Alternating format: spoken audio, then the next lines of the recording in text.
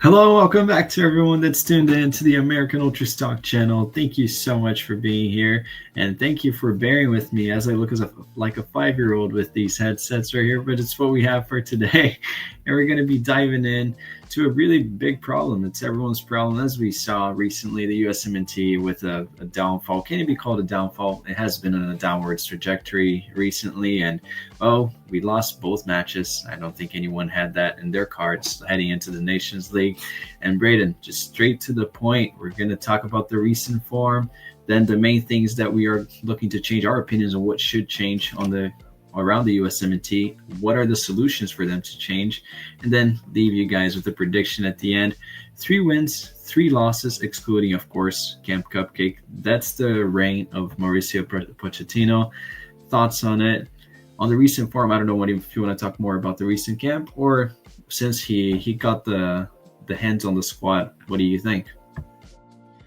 Yeah, I think just because he's been in the job for such a short amount of time. I mean, in terms of the actual time, it's been a while. It's been several months, but obviously we know international breaks don't come very often. So it's only been 6 real matches. I think it's very fair to exclude Camp Cupcake. I think we all know by now, at least hopefully we do, that the results there don't really mean anything. Maybe you can argue one or two of the performances have an impact on the future, but at the end of the day, whether you win or lose, that's not really the takeaway from that camp. So if you just dive back into his first camp, we'll say, as a USMNT manager, he started off with a 2-0 win against Panama at home in Austin. I was actually at that game all the way back all those months ago. It was definitely a game. I mean, I think we looked solid. I think it was maybe we had that new manager bounce that you often see with the club teams where they fire their manager, they get someone new in, and they look a little bit better for the first few games. Mackenzie won man of the match. That's probably definitely his best game that he's had as a USMNT player. Musa actually scored his first USMNT goal in that game. It's happened, so it looks like everything was on the up. And then you go to the next game of that camp, and Pulisic goes home, and it all just falls apart completely. Lose 2-0 to Mexico in Mexico. One of the first times we've played in Mexico in a while, I think. I think the other most recent time was in a World Cup qualifying, and that's required, and that was also 3 years ago now. So I think it's a little bit concerning now that we play there so few times, and whenever we go there, we just can't seem to handle. It seems to be the story of the USMNT. Away games just don't work out, and now home games even, based on the recent results. But that was one of the worst USMNT games I can remember. I mean, we just never had a chance in that game. Mexico completely dominated. I think we bashed probably every player there. We had Jedi and Moose only playing the first half. They were pretty bad. Everyone who played really was horrible. One to forget. We go on to the next camp. It's the Nations League quarterfinals, and we get barely scrape out a 1-0 win in Jamaica, in Kingston, against Jamaica, of course. And I think it has to be said, it could have easily been 1-1 because they did miss a penalty in that game. And credit to Matt Turner, because probably the only good thing he's done all season was save that penalty, even though he was the one who actually gave it away in the first place. But credit where it's due, he got a big clean sheet there. That was also the game, I think the only game actually where Johnny Cardoso has played under Pochettino. It was a whopping 20 minutes as a start, and then he got injured and never to be seen again, apparently, which is a bit of a shame because it'd be nice to get a real look at him under Poch if he actually cares enough to want that. And then we go home. We somehow concede 2 goals to Demarai Gray, win 4-2 in the game, 5-2 on aggregate. It kind of just is what it is. We went up 3-0 at halftime. Second half was pretty poor, but the result was locked up anyway. I can't really nitpick too much there. But once again, it's Jamaica. We have to be beating Jamaica. And I'll go as far as to say we need to be beating every CONCACAF team. I think it's pretty clear by now. If you look at the player pool, we by far have, on paper at least, the most amount of talent. If you look at the starting lineup, the depth pieces, all of this, the mentality probably last in all of CONCACAF, but that's one of the main problems that needs to be sorted. But on paper, we should be beating these teams. I'm not going to give Pochettino or the players really too much credit for beating Jamaica twice because that's their jobs. I think a lot of the players in our pool could do that. The B or the C team probably could as well. Then we move on to this most recent camp, and it was two atrocious games. Panama one in particular, we just were lifeless, played right into their hands, and then Matt Turner's horrible positioning cost us the game. We go into the third place game with Jesse Marsh, his Super Bowl. It was against us, and they won it. So credit to them. Jonathan David kind of tore us apart.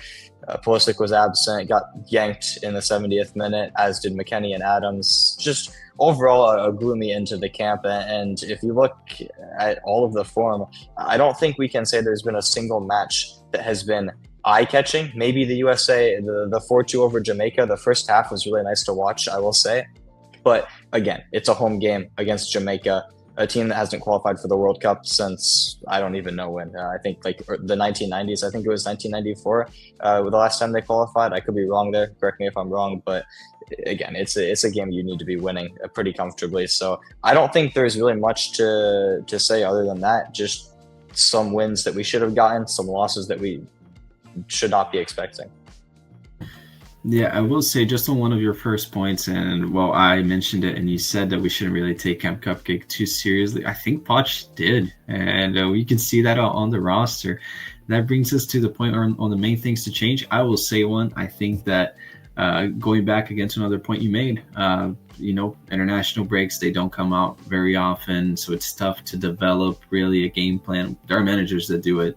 Clearly, there are some that have the international experience. Poch is his first job, but then when you're away coaching YouTubers, you're hanging out with iShowSpeed, and not being the only coach that's not there for the press conference for the Nations League, the only competition you're going to have of a high caliber, if you want to count the World Cup, then you have that as well. But that's the only knockout competition you're going to have with the A team for sure.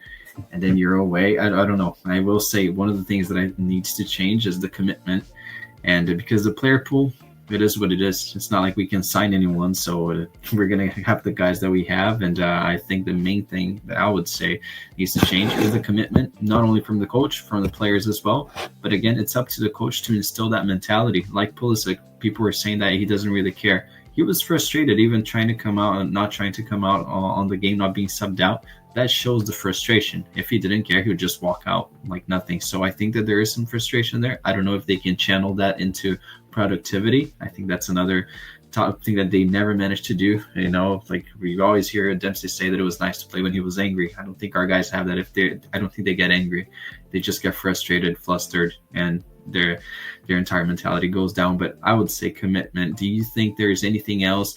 Tactically, I think we are a little inept as well. I think Punch is a little bit all over the place. The 4-2 against Jamaica was Jamaica was there for the taking. They exposed themselves. We did well, 3-0. But then again, taking into consideration, we lost to Mexico, Panama, and Canada. So we're arguably third, fourth strength in our region, which is definitely not acceptable. So do you think there's anything else other than commitment that I'm maybe missing out on? I'm curious to see if you have any other points that you think desperately need to change, be it a formation, be it in a call-up, something that he needs to experiment on. Yeah, you mentioned Dempsey, and I mean, I think we all know the mentality that he showed as a player. I remember the story he was telling a while ago when he learned that he wasn't starting for Fulham. I think it was against Juventus. He punched a wall and ended up breaking his hand. I think that just shows the dedication, the frustration, everything that you would want to see out of a player. Do we even have a quarter of that in any single one of our players? I don't think so. Maybe you can argue. I think Diego Luna and Tyler Adams are the only ones who have shown that at times, at least recently. I think we all know that Tyler Adams kind of has a little bit of that dog in him. We've seen all of the scuffles he gets into, even at club level, but I just think we don't really have that kind of mentality. I don't really know how we can change that. Maybe send the guys to boot camp or something, but it's honestly, it's lost on me. And I think another thing that you mentioned was since international breaks don't come along very often, it's hard to get the guys playing like a club team. I think you mentioned that some teams do. Argentina, I look at, they play very cohesively. They are one of the few examples where you can look at them and say, yeah, they look like a team that spent a lot of time together, and that's why they've been so successful recently. But for a lot of national teams, for the large majority, that just can't be the case just due to time and just due to all the players playing in different areas all around the world. And I think that one thing that really kills this is injuries. I think it's brutal, honestly, how many injuries our players tend to get. I honestly, I can't think of a nationality off the top of my head that has worse injury luck. And this is going to come off as an excuse. And I mean, maybe it is to some extent. I don't know how much of a difference it would make if everyone was healthy, but we haven't seen Dest yet under Poch, and he's a complete game changer. Going from Joe Scally to Serginho Dest, one of the biggest upgrades you can make on any position. We haven't seen, again, Johnny have a good look under Poch. We've only seen Tillman play, I think, like what, one full half, and he got 3 touches. So there's that. Balogun has been injured for a while. Pepe's now been injured for a while, and he actually did look good when he was playing under Poch. So that's another one that we were sorely missing in this camp.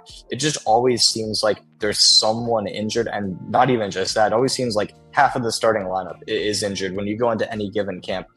And it's just tough, and it just makes things even more infuriating when you see things like Jedi Robinson taking this camp off to mend a nagging injury that he's had for the whole season. And I do get it. I'm not going to question Jedi's commitment because I don't think he's the type of player to take this for granted. He even posted on Instagram about it, about missing the camp, being gutted about it. I don't think a lot of players would do that. Johnny Cardoso didn't do that. He missed the camp due to a slight injury as well.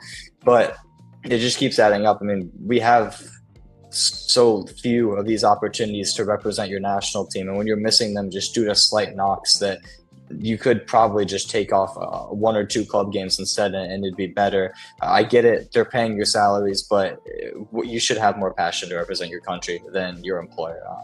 I'm sorry, I just can't see how it could be the other way around. And I think that's maybe something that needs to change in the mentality. Just realizing how much of a privilege it is to put on the shirt, to represent the flag, the country, the crest, whatever you want to call it. I think that's something that's sorely lacking. And maybe the one way that we need to do that, I think this segues into the next thing we were going to talk about, is there a way to actually make these changes? I think we need to drop somebody, whether it's one of the key leaders, whether it's someone like Yunus Musa, whether it's Matt Turner. I think now it would be the time to drop him after the camp that he just had, even if it's Weston McKennie for a camp, who is an incredibly talented player. I don't think you can argue that he's not one of our top 3 most talented players, but when was the last time he had a truly good game for the USMNT? Maybe the 4-2 against Jamaica again, but they seem to come not as often as I would hope for a player of his skill. And I think you can say that about a lot of players on this team. So maybe that's the change you have to make. I'm curious to see if you have any other ideas, because I mean, at the end of the day, it's not up to us, but I think a lot of people right now are struggling for answers. Yeah, it's interesting that you bring up injuries, and it never occurred to me until now being asked about how do we mitigate them. I mean, obviously they're with their clubs, but I seriously don't know. And I would like to think I know a few things about the USSF, USMNT. I don't know who's the doctor in the USSF. I know in Brazil, it's very, very famous. Thiago, he's a guy that he's always traveling to the clubs, always going with the players, with the nutritionist as well for the Brazilian national team to know what the players are taking, what are their supplements. In Argentina, they have Homero D'Agostino. D'Agostino is really famous in Argentina. He's the national team doctor as well. Again, travels with his camp and always to the clubs. Tagliafico had a bit of a knock. It's funny, he's a left back as well. He had a bit of a knock a while back, and they were there. They were treating the player as well. At least, and obviously the club's going to do what they're going to do, but if they can have the intake of the national team, who maybe knows the player for longer than the club, because they can change clubs, but they're always with the national team, just being there. I don't know if the USSF has that even in mind. I don't know. Maybe I'm wrong. It's a complete shot in the dark here. But I don't think that there is, our coaching YouTubers, but I don't think we have a doctor that would be enrolled and have the goal of, look, you're the national team doctor. It's a fairly easy job. You don't really have to do much throughout the season.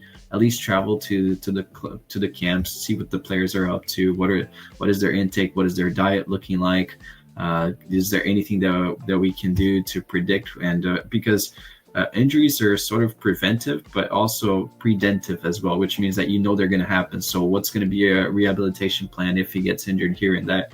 I don't think that USSF has that structure. Maybe I'm wrong again, but I think that that's one way that you can try to treat, or at least show that you care, show that you have a guy that's treating them. And again, it would be nice to see again the commitment.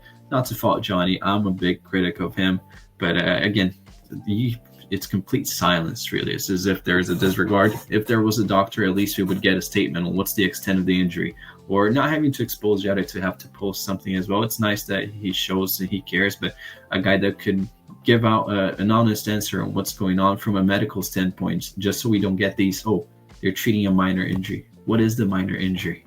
You know, so it would be nice to have that as well. And yeah, just commitment all around. I think that goes back into commitment, but that's from the higher ups, which we always, it's not to bash them, but clearly we are not well structured. I mentioned two countries that I know of because I'm always watching soccer from them. I watch the Brasileirão, the Argentinian league as well. And those guys, they are important figures. They travel with the players. They go and visit them. I don't think we have that.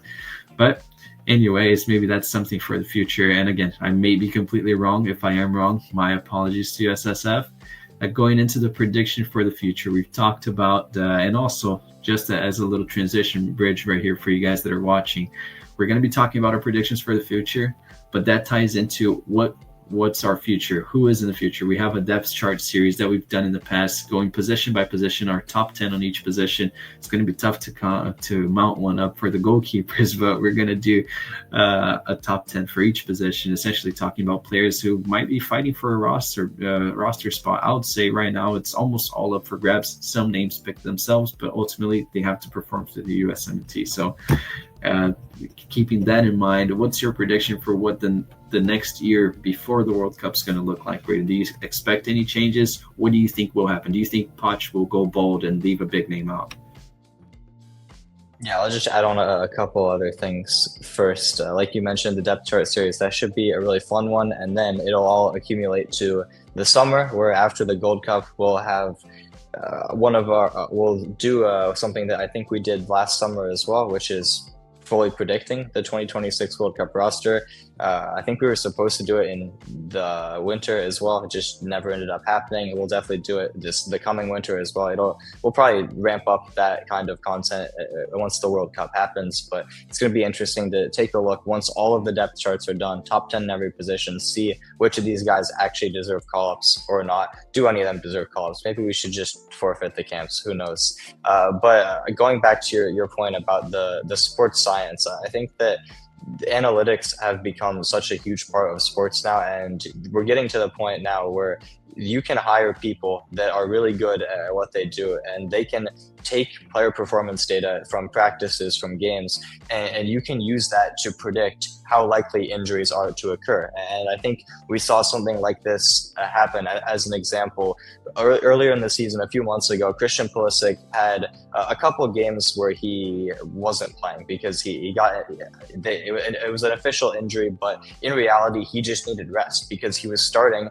and going 90 the majority of the time, every game. And of course, when Milan are in so many different competitions, you have Champions League, it's 8 games now in the group stage instead of the previous 6. You have the cup competitions, you have the traveling to, what was it, Saudi Arabia? I don't remember if it was that or another country, but I know they went to the Middle East to play the Supercopa. You have all of this packed into such a tight schedule that the players, if they're playing every single game, are going to get tired. And the more you play, the more that you wear down your body, the more likely injuries are to occur. And by having people that you hire specifically for the national team that maybe you can cooperate with, because I'm sure all the top clubs have people that do the exact same thing, because it's important. You're not going to be wanting to pay these players millions of dollars just for them to be injured most of the season, looking at you, Neymar. So if we could just have some people, and maybe this does happen, again, I'm not going to pretend like I know everything that goes on behind the scenes, but if we had people who work for specifically USSF, on the men's side, on the women's side, even for the youth national teams, who are just communicating with these clubs and just maybe offering some insight to see how can we manage these players and their work rate and their workload to see can we decrease injuries? Because it seems like there's a new player that gets injured every week. And it's kind of ridiculous, honestly. But looking ahead to the future, I'm not sure, honestly. I think this Gold Cup is going to be so huge because it's the only tournament we really have left before the World Cup. It's actually in the style of a tournament, unlike the Nations League, where it was kind of just you play the quarterfinals in this camp and then you go on to the semifinals and final in the next, especially since there was a group stage for the Nations League. But since we are the US and we're one of the top 4 teams in CONCACAF, we kind of just got a pass through to the quarterfinals, which I would argue kind of hurt us because, I mean, on the one hand, it allowed to schedule friendlies, which is beneficial, but also you want that whole experience of a group stage, especially leading up to a World Cup. The Gold Cup's going to be huge for that. I had heard rumors that we were potentially looking at bringing a C team again, like we have the past 2 editions. That just absolutely cannot happen. I think there's so many reasons why that would be one of the stupidest things you could do, but just to not have your A team there. I know we have 2 friendlies coming up as well in the summer before the Gold Cup against Switzerland and Turkey.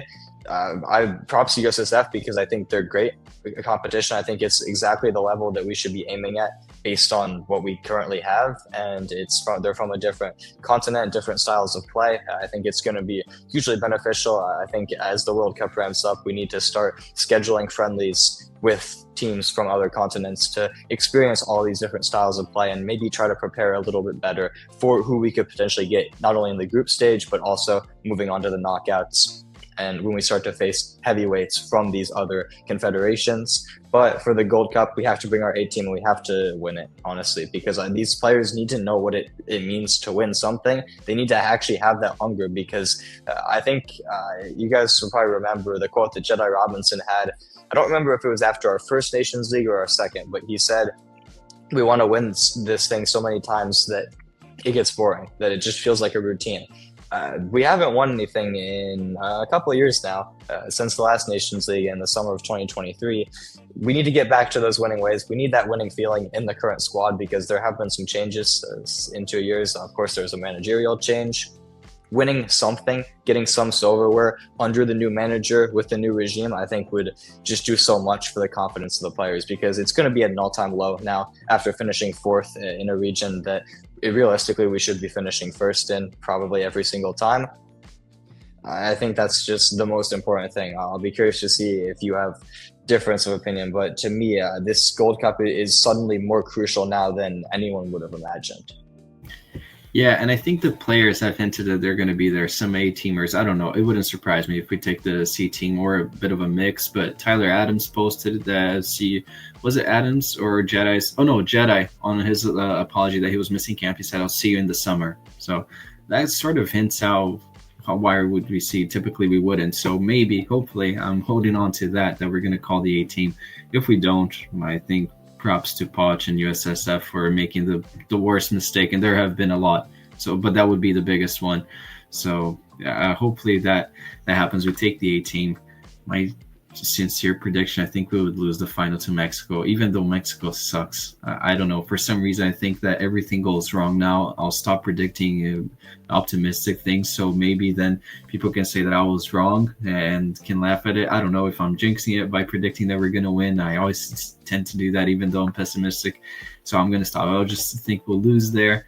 And on the sports science as well, like you said, we need to have improvement in that sense. And it would be nice to see, back to the commitment as well, Chichi, the Brazilian national team coach, former coach, not that good of a coach, in my opinion, had one good year and got the Brazilian job.